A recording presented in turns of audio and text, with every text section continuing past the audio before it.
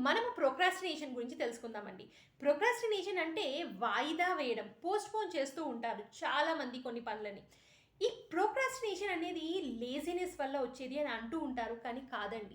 Procrastination ఎందుకు చేస్తాము అంటే మన బాడీలో మన బ్రెయిన్ చేసే ఒక సేఫ్ మెకానిజం.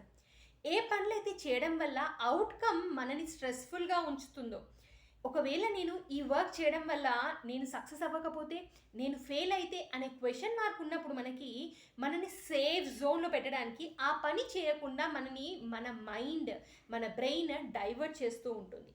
సో, ఇది మన బ్రెయిన్ మనని సేఫ్‌గా ఉంచడానికి చేసే ఒక మెకానిజం మాత్రమే. సో, ఇది ఎలా ఓవర్‌కమ్ చేయాలి అనంటే, ఫస్ట్ థింగ్ ఏంది అనంటే, మనము రీఫ్రేమ్ చేసుకోవడం వల్ల.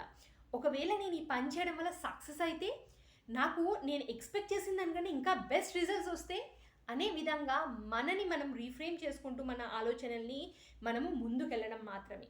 సో, ఈరోజు నుంచి ఎవరైతే ప్రోక్రాస్టినేట్ చేస్తున్నారో వాళ్ళని లేజీ అనకుండా, వాళ్ళు ఆ పని కంప్లీట్ చేయడానికి సపోర్ట్ చేయండి. Have a great day. See you soon.